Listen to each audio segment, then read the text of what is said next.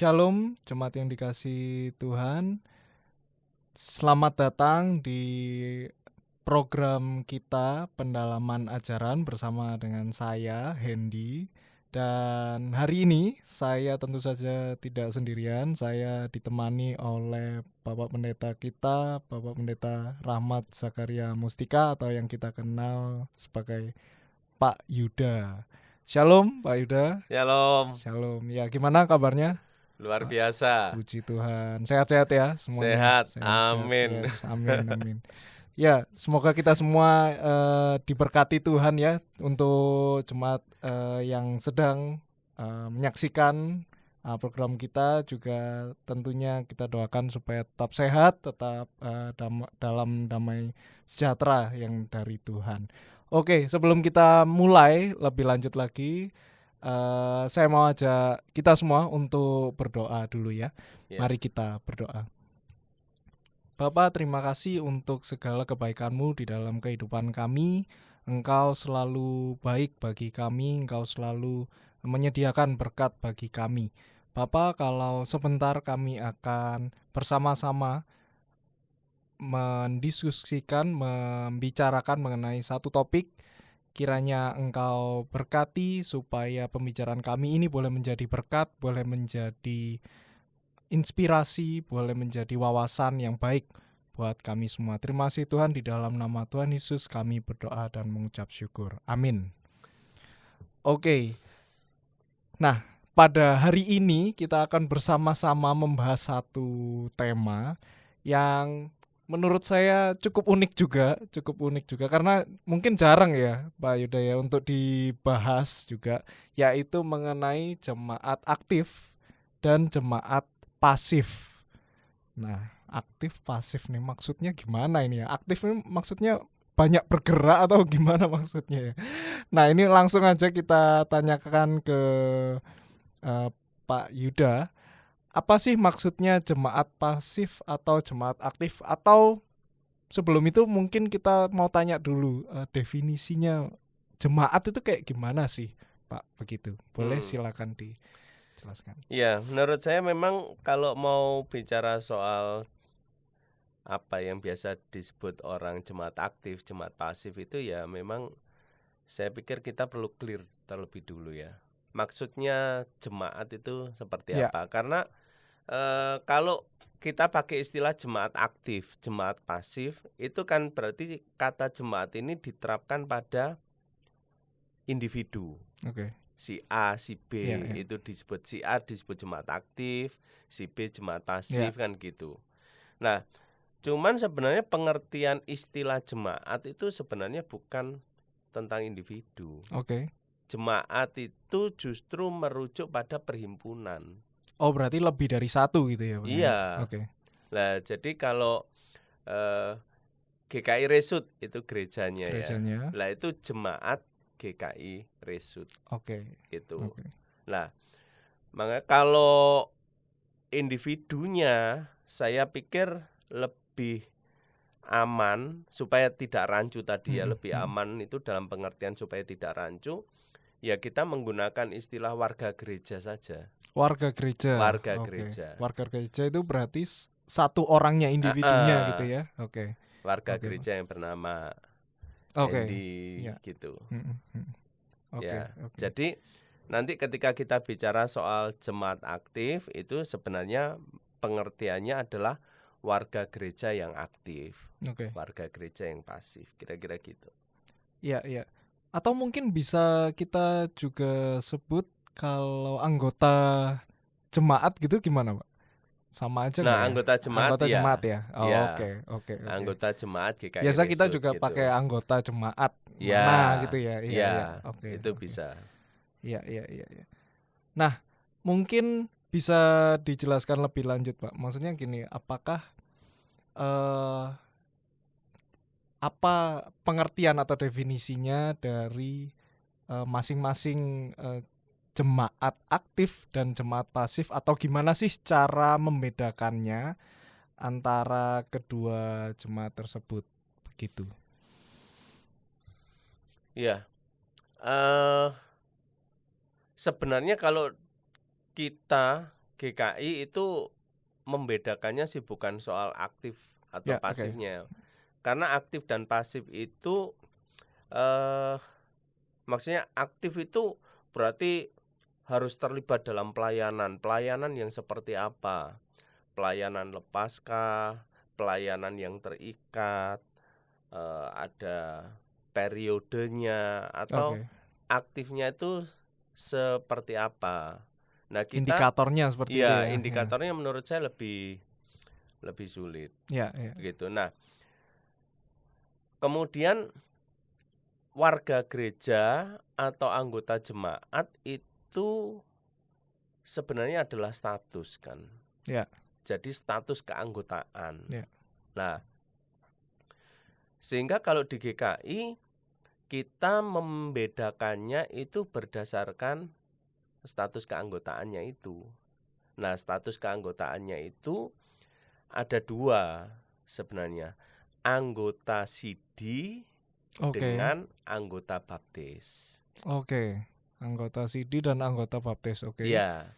Lah, tapi di dalam kenyataannya yang datang ibadah, terutama di hari Minggu, itu kan tidak semuanya anggota. Ya, benar. Jadi di luar anggota ini ada kelompok yang dikategorikan sebagai simpatisan. Oke, ya. Gitu. Simpatisan. Sehingga di dalam jemaat itu terdapat anggota dan simpatisan. Oh, kalau kita sebut jemaat itu termasuk keduanya ya berarti ya? Sebenarnya kalau disebut jemaat ya bisa jemaat dalam pengertian perhimpunan, perkumpulannya begitu ya. Iya. Oke. Nah, harus dibedakan ini anggota atau simpatisan. Ya. Kalau dia simpatisan berarti bisa saja dia anggota jemaat lain yang kebetulan sedang beribadah, studi lanjut ya, atau sedang kerja atau liburan ya. ke tempat kita dan beribadah di tempat kita. Gitu. Nah, tapi kalau dia masuk kategori anggota, nah di sini kita perlu memilah lagi dia anggota baptis atau anggota CD. Kalau anggota baptis berarti dia sekalipun sudah dewasa gitu, tapi dia baru menerima baptis anak gitu, belum pernah ikut CD gitu atau mengaku percaya.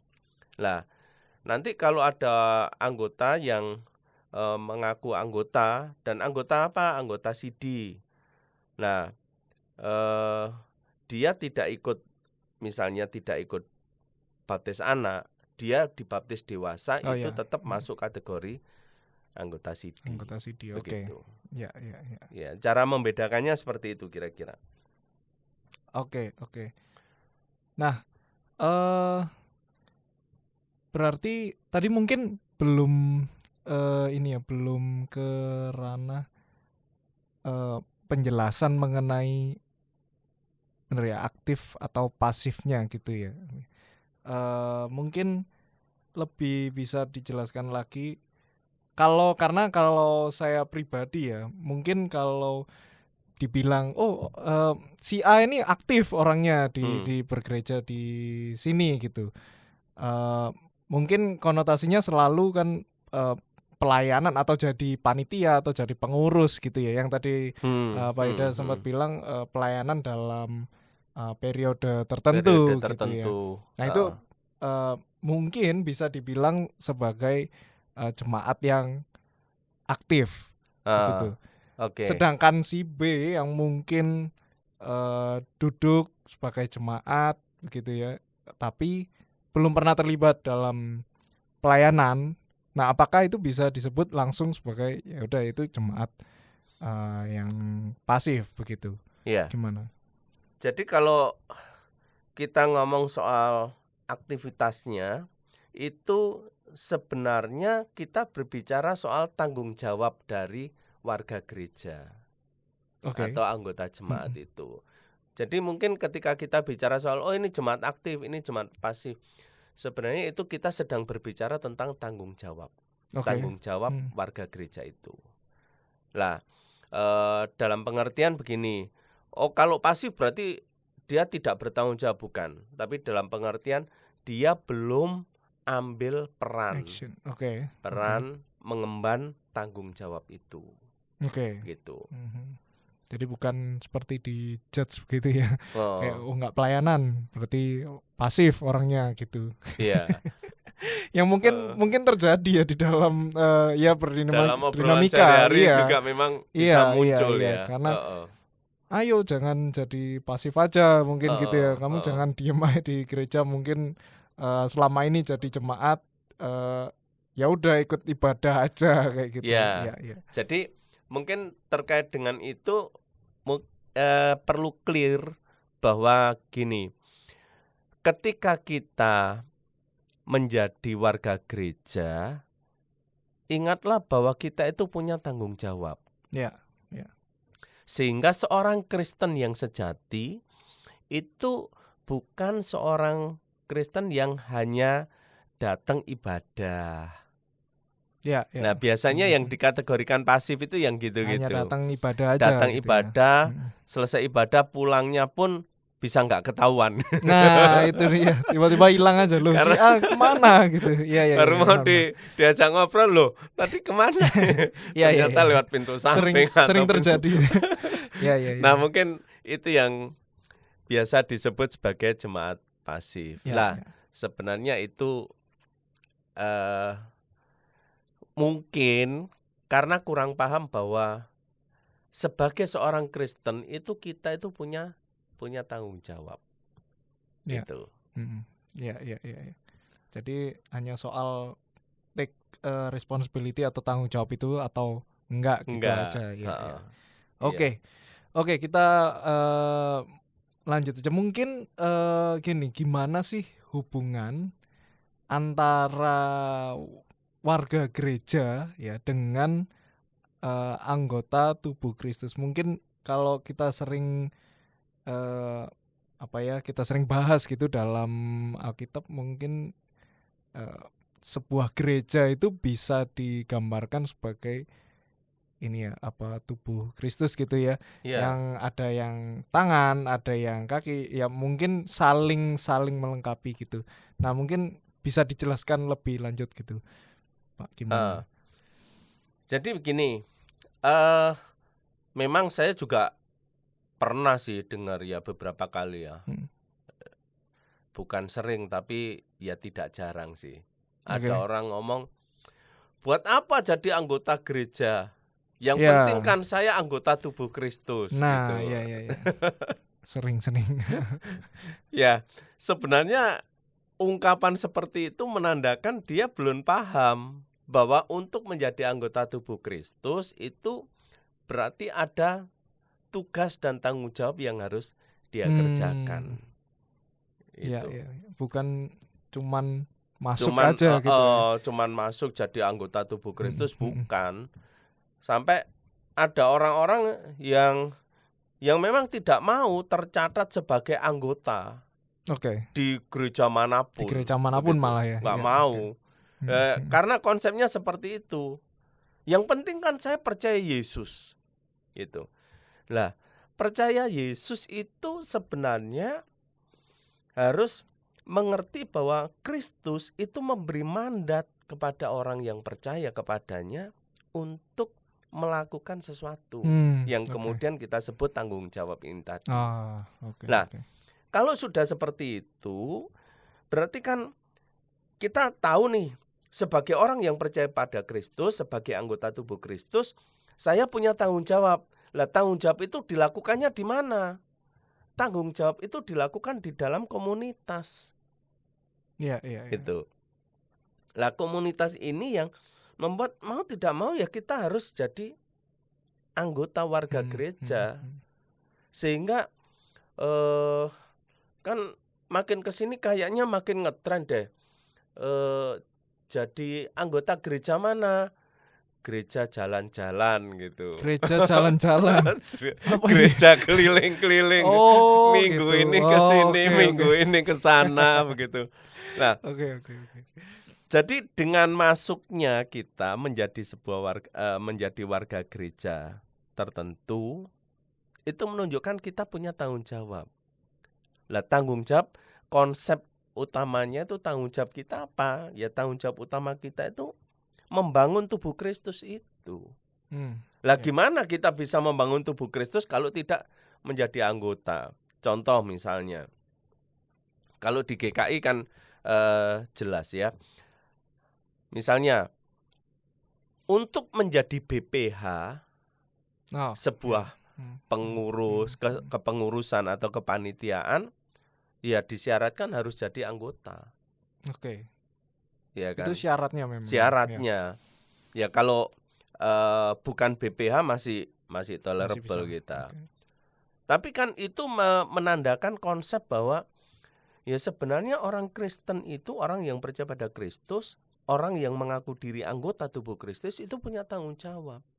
Gitu. Ya. Dan sehingga kalau kita menjadi anggota tubuh Kristus, maka kita harusnya terikat menjadi anggota warga gereja. Gitu. Nah ini keterkaitannya sangat erat. Nggak bisa hanya jadi anggota tubuh Kristus tanpa jadi warga gereja. Oke. Gitu. Lah pintu masuknya untuk menjadi warga gereja ya tadi ya macam-macam yang tadi sempat disinggung kan melalui baptis gitu. Kalau baptis dewasa ada proses katekisasi dan sebagainya gitu. Atau anggota CD itu harus ada proses katekisasinya gitu. Nah, itu satu. Yang kedua yang perlu diingat begini, kalau konsep kita tadi kan anggota tubuh Kristus harus masuk di dalam atau harus menjadi anggota warga gereja. Lah sekarang kita melihat anggota warga gereja itu juga harus di dalam keterkaitannya dengan anggota tubuh Kristus. Pemahaman kita, orang yang masuk menjadi anggota warga gereja itu orang yang tercatat sebagai anggota tubuh Kristus itu. Ya. Sehingga konsep kita dengan pemahaman ini kita melihat kita tidak bisa mengeluarkan orang. Oke. Jadi kalau dia sudah masuk tercatat menjadi warga gereja GKI, itu kita nggak bisa mengatakan, oh kamu sudah bukan warga gereja lagi, nggak bisa. Dia terus seumur hidup akan tercatat di buku induk namanya. Jadi ya sampai kapanpun ya tercatat terus gitu ya. Tercatat.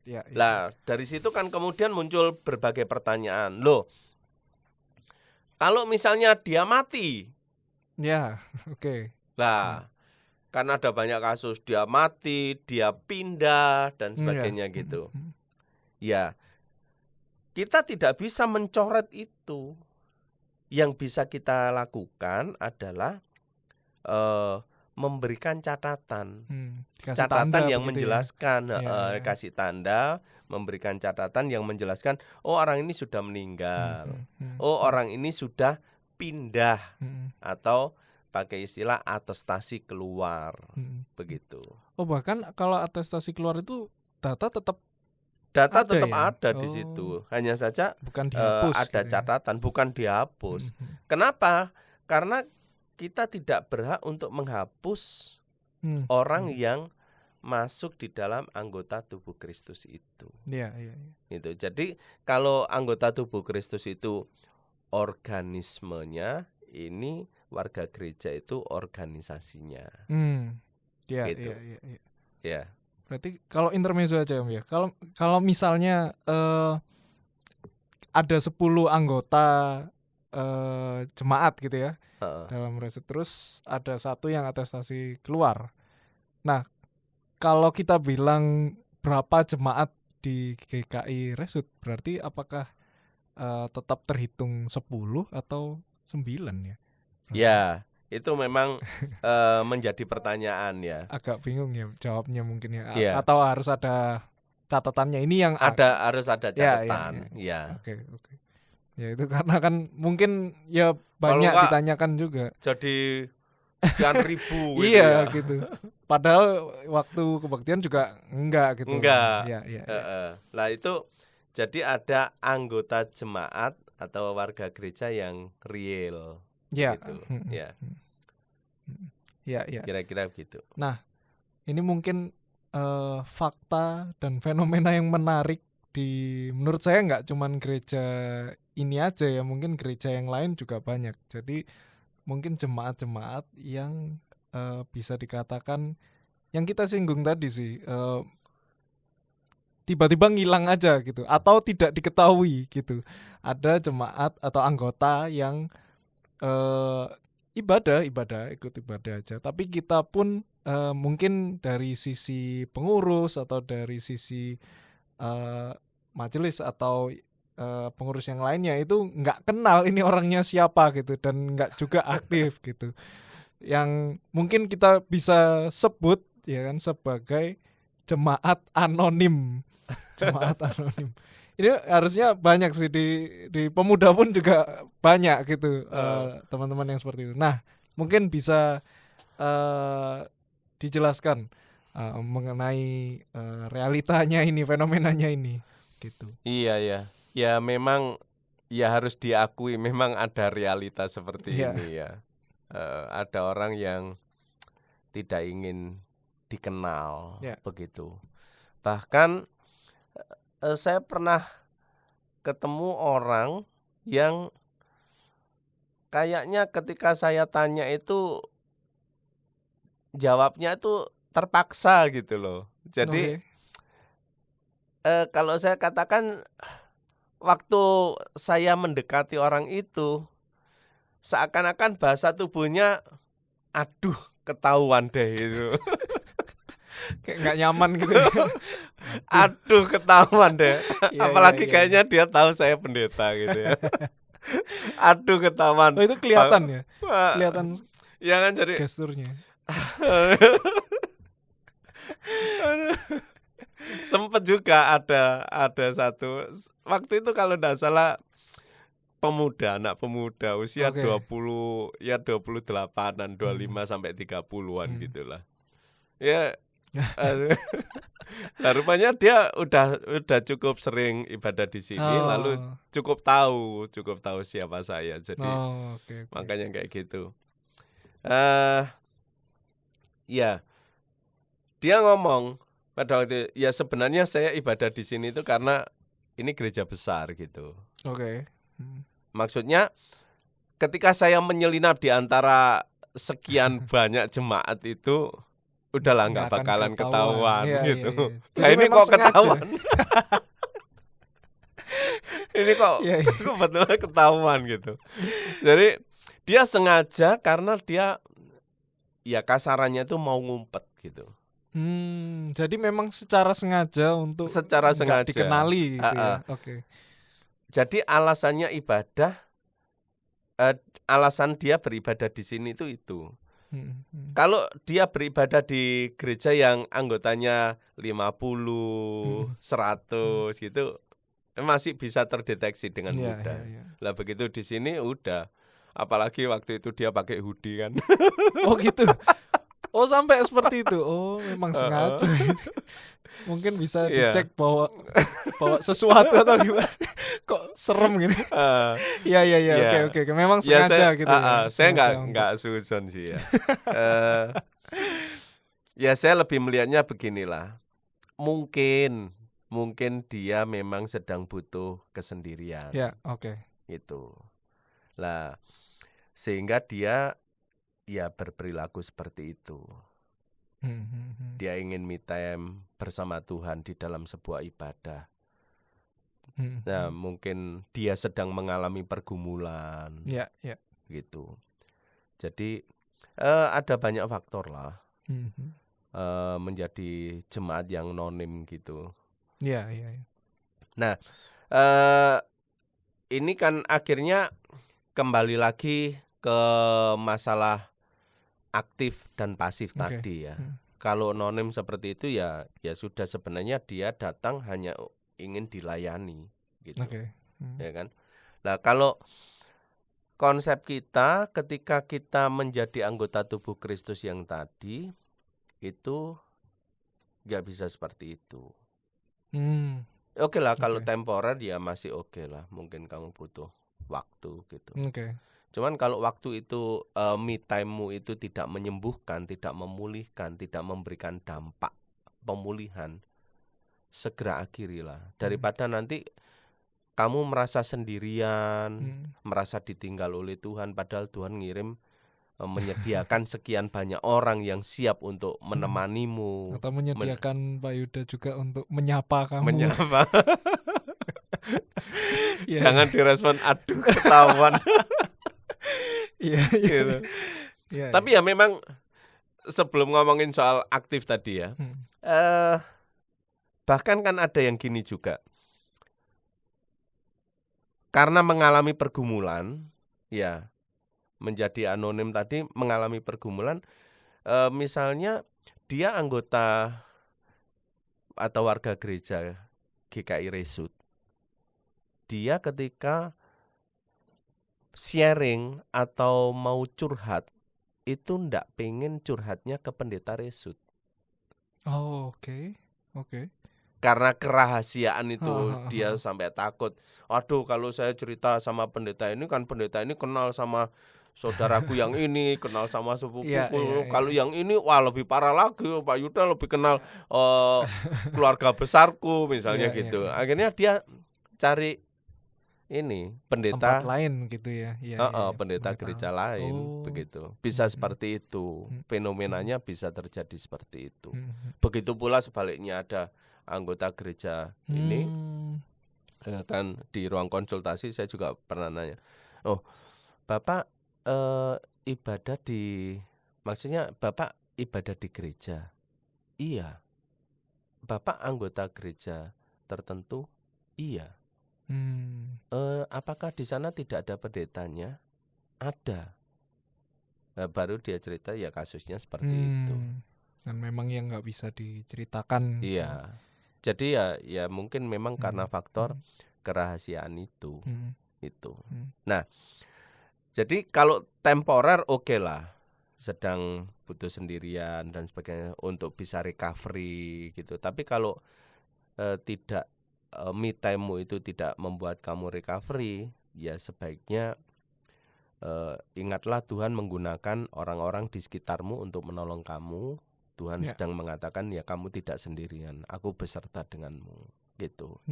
Nah recovery ini kan tujuannya bukan sekedar supaya kita terhibur, dikuatkan gitu. Tapi saya sengaja pakai istilah recovery supaya jadi setelah kita refresh begitu, kita benar-benar pulih itu untuk bekerja kembali. Bekerja dalam arti melayani ya, menjadi warga gereja yang aktif. Mengambil tanggung jawab itu gitu. Kayak break sejenak gitu ya untuk istirahat aja. Yang ngecas gitulah ya, ngecas dalam kesendirian. Ya mungkin kalau misalnya terlalu banyak apa istilahnya istirahat gitu ya, terlalu banyak break mungkin malah bisa terjerumus nyaman mungkin ya, kayak enak juga ya kalau enggak ini ya, kalau dilayani terus gitu, tapi lama-lama hilang ya tadi pengertian kalau kita sebagai warga gereja, warga jemaat itu harus bisa ambil tanggung jawab untuk bisa melayani gitu ya. Saya sering memberi gambaran gini loh, Hen. Ibaratnya kita itu arang yang membara gitu ya. Arang itu hanya bisa membara itu di dalam tungku. Semembara apapun sebongkah arang, kalau dia ditaruh di luar tungku, cepat atau lambat dia akan padam. Gitu. Akan mati dia. Nah, demikian pula dengan kita. Kalau kita menjauhkan diri dari komunitas, sekuat apapun kita akan ambruk, akan kolaps. Nah, apalagi kalau kita sedang dalam masalah. Kita akan makin hancur begitu. Lah ironisnya kan ketika kita makin hancur, kemudian kita makin merasa Tuhan nggak peduli sama aku, begitu. Dan menarik diri dari komunitas. Lah, jadi ini sekali lagi masih terkait dengan bagaimana kita menjadi warga gereja yang aktif itu. Ya. Tuhan kan kalau kita kembali ke Alkitab ya, ada banyak bagian Alkitab yang ngomongin ya Tuhan itu ingin kita itu aktif. Gitu. Tuhan ingin kita aktif karena ketika kita diselamatkan, itu kita diselamatkan bukan supaya kita masuk surga. Kalau diselamatkan untuk masuk surga ya sudah tuh, habis percaya Yesus ya sudah mati sudah, aja ya. gitu. Lah kenapa kok Tuhan mengizinkan kita habis percaya Yesus mengalami sukacita kelahiran baru itu kemudian kok masih hidup gitu. Nah, itu ada tanggung jawab yang diberikan Allah gitu. Alkitab banyak sekali berbicara tentang itu. Nah, di dalam pemahaman kita bergereja itu juga sama. Tata gereja GKI itu juga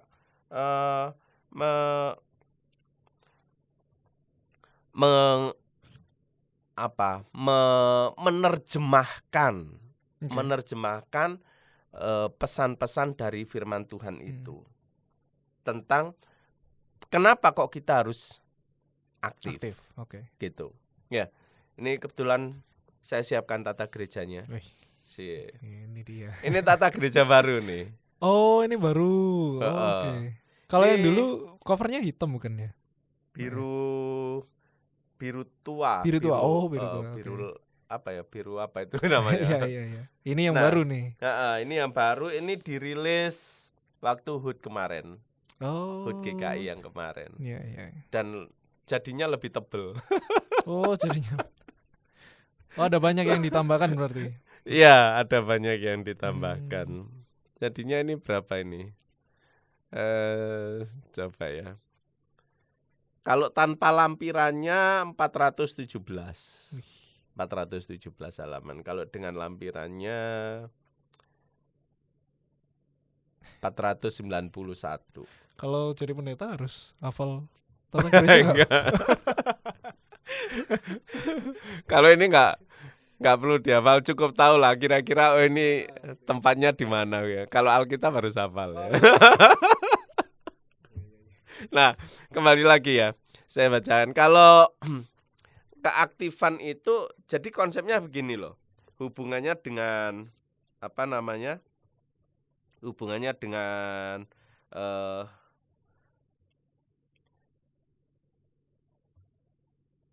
keanggotaan dan keaktifan itu, sebentar saya bukakan di mukadimahnya, konsep eklesiologisnya, konsep bergerejanya ya.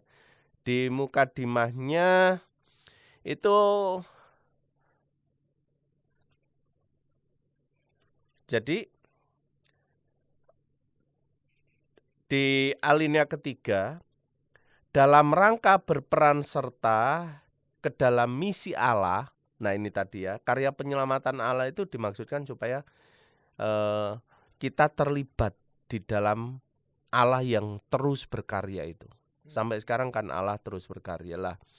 Kita ketika percaya Kristus, kita dimasukkan untuk ikut terlibat di dalam misi Allah. Itu pemahamannya seperti itu. Gereja sebagai komunitas orang-orang percaya bersekutu dengan Allah Trinitas dan seterusnya. Nah, kemudian peran serta gereja ke dalam misi Allah itu dilaksanakan oleh setiap dan seluruh orang beriman di dalam keluarga, masyarakat, bangsa, dan dunia. Gitu. Nah, kemudian ini masih penjelasannya panjang ya, saya potong-potong aja ya. Alinea ke-11-nya, dalam rangka pembangunan jemaat. Nah, ini tadi yang saya omong ya. Jadi kita itu ketika percaya Kristus, menjadi anggota tubuh Kristus, kita perlu menjadi warga gereja, dan kita perlu menyadari ada tanggung jawab di sana, dan tanggung jawab itu dalam rangka pembangunan jemaat. Secara hakiki, anggota atau warga gereja berperan serta sesuai dengan hakikatnya dalam kesatuan dan pelbagian. Gitu. Nah, jadi kemudian itu diterjemahkan di dalam pasal 68, Tata Gereja pasal 68. Itu kalau pasal 68 itu bicara soal anggota baptisan, ya. Jadi sekalipun bukan anggota sidi tetap ada tanggung jawabnya. Tanggung jawabnya apa? Mengembangkan diri dalam kehidupan dan penghayatan iman melalui kegiatan-kegiatan persekutuan, pelayanan, dan kesaksian sesuai dengan umurnya, baik secara sendiri maupun bersama-sama. Yang kedua, tanggung jawabnya mempersiapkan diri untuk menerima pelayanan sidi, itu karena masih anggota baptis. Tapi kalau pasal 69 bicara soal anggota sidi, tanggung jawabnya lebih lengkap, gitu ya. Yang pertama melaksanakan misi gereja tadi, lalu kemudian melaksanakan pembangunan jemaat. Bukan hanya pembangunan jemaat, tapi pembangunan klase, sinode wilayah, dan sinode, baik secara sendiri-sendiri maupun bersama-sama. Nah, jadi ada tanggung jawab yang harus dia kerjakan, gitu. Jadi kalau kita di CD atau kita jadi jemaat gitu ya secara khusus, itu tanggung jawabnya otomatis langsung juga diberikan ke kita, seperti yang tadi Pak Yuda sudah baca ya, dan mungkin nggak sedikit juga teman-teman atau jemaat yang lupa kalau ada tanggung jawab ini yang mengikuti kita gitu. Perlu katekisasi ulang. Nah, mungkin kayak ya sudah jadi jemaat, sudah lulus ya sudah gitu, bisa ikut perjamuan kudus gitu. Iya. Dan ya saya sendiri sih juga merasa diingatkan lah kalau ternyata juga ada gitu tanggung jawab itu tertulis juga di tata gereja juga seperti itu. Iya. Nah, mungkin pertanyaan selanjutnya ya, Pak ya. Jadi kita sudah tahu sebagai anggota jemaat itu seperti apa, atau ada tanggung jawab di situ yang harus kita jalankan sebagai anggota seperti itu. Nah, tapi kalau dari sisi kita, mungkin dari sisi gerejanya terhadap jemaatnya gitu ya. Nah, gimana sih harusnya gereja itu memberikan perhatian ya kepada anggota jemaatnya, baik yang aktif maupun buat yang pasif seperti itu. Iya. Kalau ngomongin soal perhatian secara umum ya memang perhatian biasanya melalui perkunjungan. Oke. Nah, itu bukan hanya berlaku untuk anggota jemaat yang aktif, yang pasif juga. Jadi kembali lagi ke ini tadi ya. Kalau tadi kan kita ngomongin tanggung jawab, kalau ini ngomongin haknya. Haknya warga gereja itu. Nah, kalau haknya apa? Mendapatkan penggembalaan. Nah, penggembalaan ini dalam bentuk perkunjungan. Perkunjungan ini masih banyak ya, mendapatkan penggembalaan, pelayanan sakramen, peneguhan pemberkatan nikah dan seterusnya gitu. Nah, saya mau meng-highlight yang ini aja, kalau enggak selesai besok pagi ini. Bisa banyak episode langsung sekalian, tinggal potong-potong. Ya, soal penggembalaan ya. Jadi penggembalaan khususnya perkunjungan. Perkunjungan ini sendiri sebenarnya kan berdasarkan tujuannya itu ya minimal lah bisa dikategorikan jadi 2.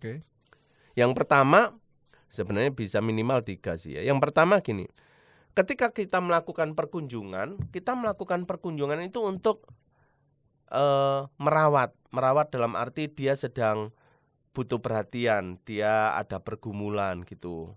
Kita datang mengunjungi untuk memberikan penguatan gitu ya, begitu kepada dia. Nah, penghiburan dan sebagainya seperti itu.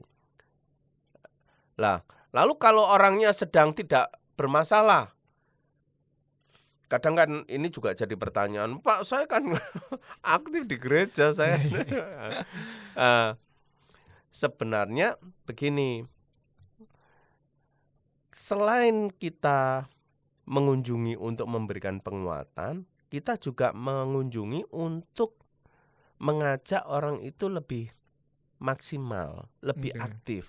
Lah, pengertian lebih aktif ini yang harus dipahami, kita bukannya nambahin kerjaan kamu, bukan. Pengertian lebih aktif itu begini loh. Kita percaya bahwa kepada setiap orang percaya, Kristus itu atau Allah memberikan karunia roh gitu. Oke, ya. Ada banyak karunia roh ya, nanti kita baca di dalam misalnya yang paling terkenal kan 1 Korintus pasal 12 maupun pasal 14. Gitu. Nah, ini juga jadi alasan kenapa orang Kristen harus aktif. Nggak bisa menjadi warga gereja yang pasif. Karena kepada setiap orang Kristen itu Allah memberikan karunia roh. Lah, karunia roh itu kalau kita merujuk kepada Efesus pasal 4 ya. Efesus pasal 4 ayat 11, ayat 12 itu jelas di sana bahwa karunia roh itu diberikan Allah untuk membangun jemaat, membangun tubuh Kristus itu. Gitu.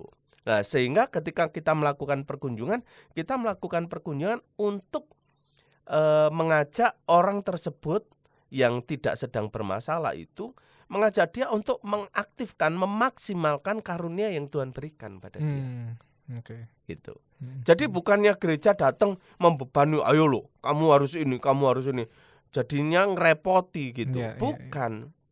Sadarilah bahwa sebagai umat percaya, Tuhan itu memberikan karunia. Lah, karunianya seperti apa? Nah, di level yang lebih dalam lagi, kalau orang lah, tapi kan saya sudah aktif, Pak. Oke. Nah, di sana kita bukan hanya melakukan empowering, tetapi kita mengajak dia juga untuk melakukan rangkulan kepada jemaat lain yang belum aktif. Gitu. Kenapa begitu? Karena pada dasarnya yang memiliki tanggung jawab untuk membangun jemaat itu bukan pendeta. Salah ngomong.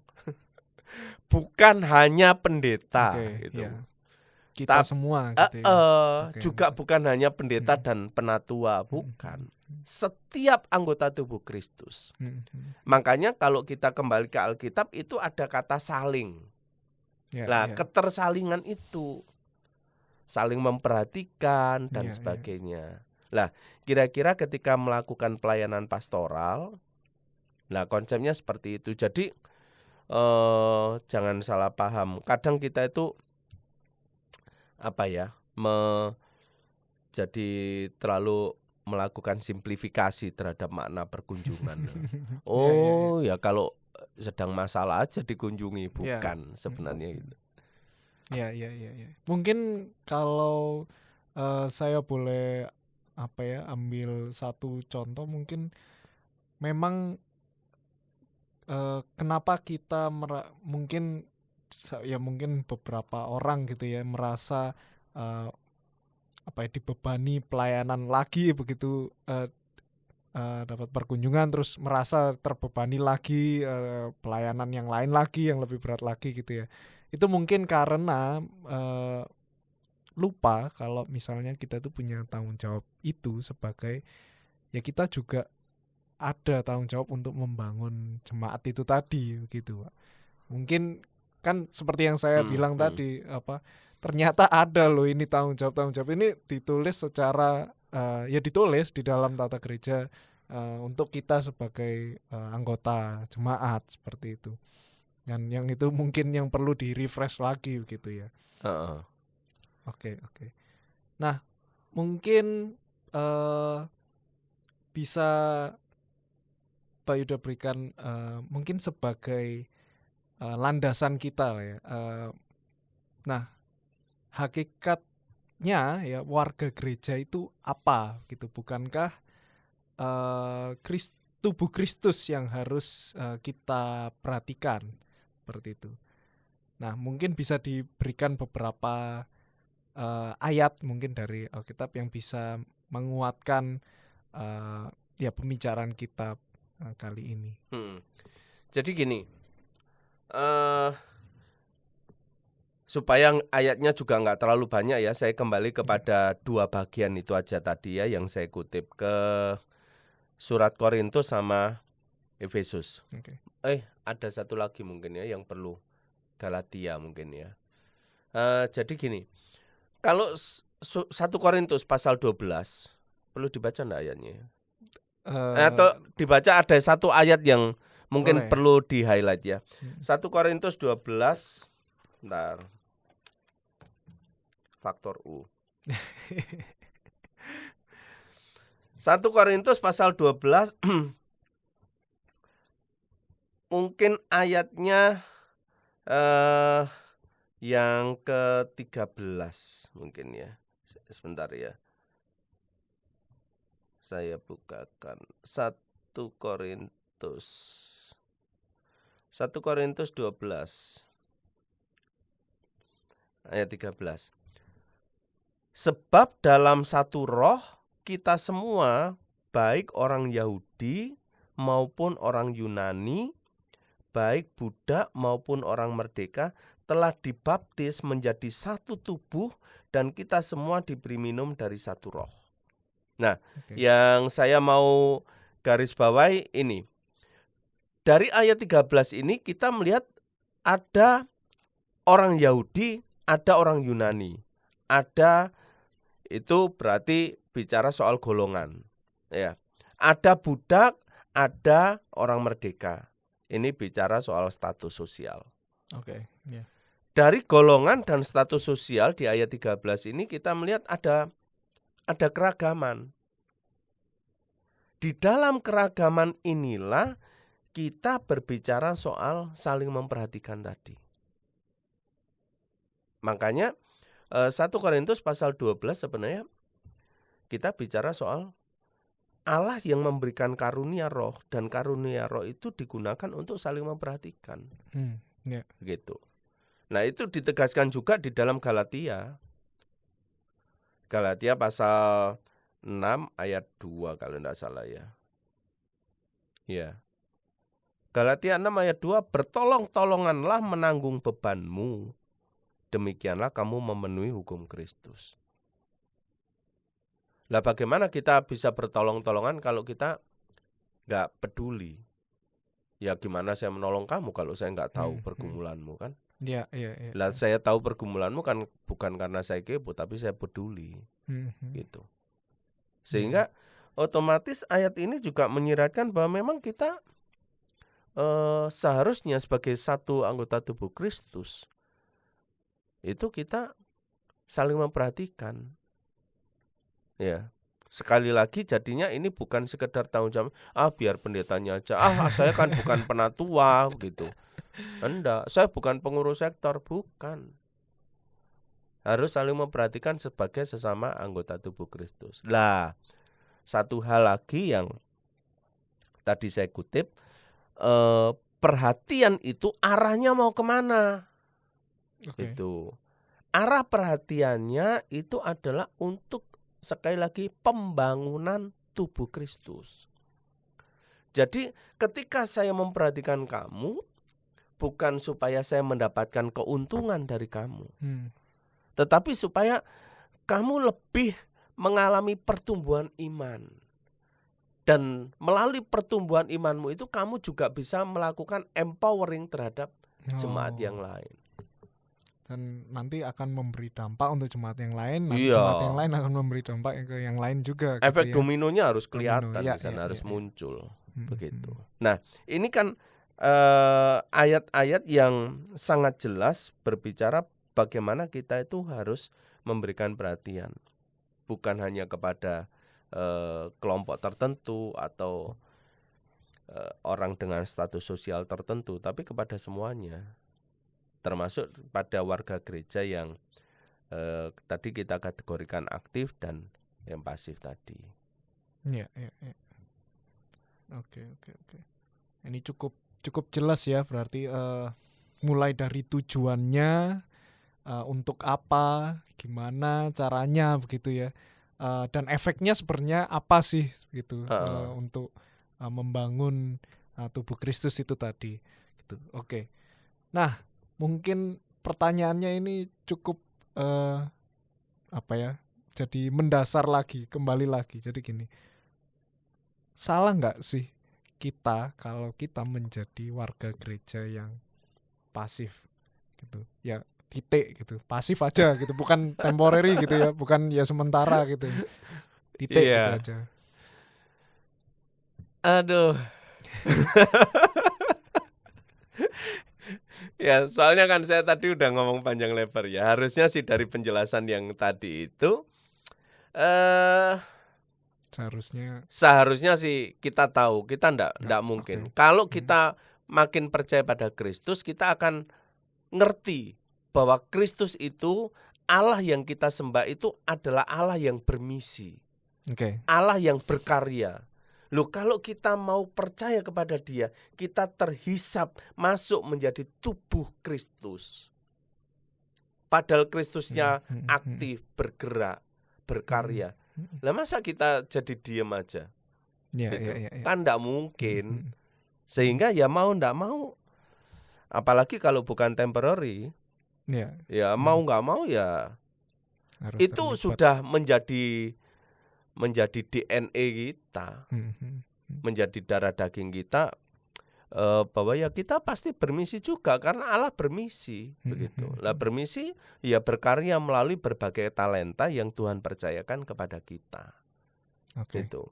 Nah, kalau kemudian misalnya di-compare dengan realita, kok ada orang-orang yang Kristen tapi pasif gitu. Nah, sangat mungkin sebenarnya dia belum paham. Atau jangan-jangan dia bukan, walaupun pergi ke gereja tapi dia bukan orang Kristen. Belum sungguh-sungguh percaya pada Kristus sehingga tidak paham gitu. Tidak paham bahwa kalau percaya Kristus ya sudah otomatis harus gitu ya. Seharusnya. Kita melekat kepada, kalau ini pakai istilah melekat ya, ini Kristus. Kita melekat pada Kristus. Lah kalau Kristusnya aktif lalu kita enggak ikut aktif. Lah masa kita melekat? Gitu enggak mungkin. Itu. Berarti sudah cukup jelas ya pertanyaan yang terakhir tadi.